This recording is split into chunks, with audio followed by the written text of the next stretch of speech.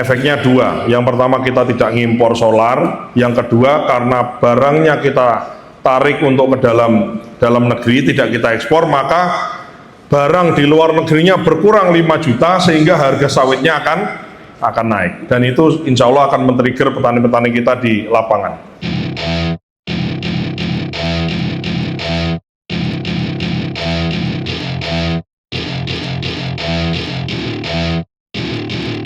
Ini sedikit aja nih untuk menjawab beberapa isu yang ada di luar. Orang mengatakan bahwa seolah-olah sawit ini kemudian jahat gitu. Saya kasih tahu, 1 hektar kebun sawit minyak nabati yang dihasilkan sama dengan 15 hektar kebun bunga matahari. Di Eropa sana itu sawit tidak tumbuh.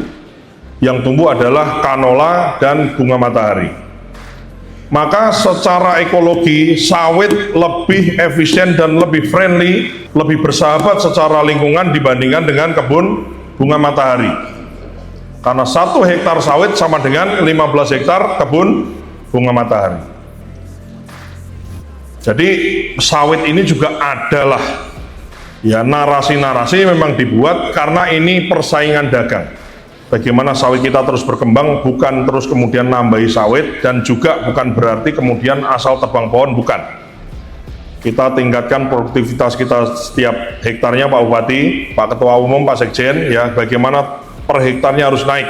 Kenapa produksi sawit kita harus naik? Karena ada rencana B50 di mana akan mengambil sekitar 5,3 juta ton CPO kita yang harusnya kita ekspor, itu kemudian kita ubah menjadi bahan bakar.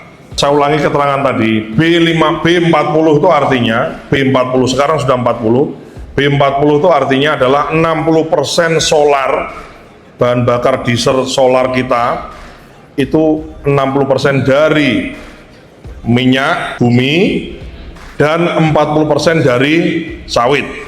Kalau kita tingkatkan jadi B50, itu artinya ada nambah 10%. Yang artinya akan ada ditarik 5,3 juta ton CPO kita yang akan diubah menjadi solar. Kalau kita ubah, 1 kita tambah mandiri, 2 kita tidak impor lagi, dan yang ketiga harga sawit harusnya naik karena yang harusnya kita ekspor itu kemudian tidak kita ekspor. Ini akan men-trigger kemudian produktivitas kita harus kita tingkatkan, ya. Karena NTP kita naik, salah satunya adalah bagaimana petani sawit kita juga naik.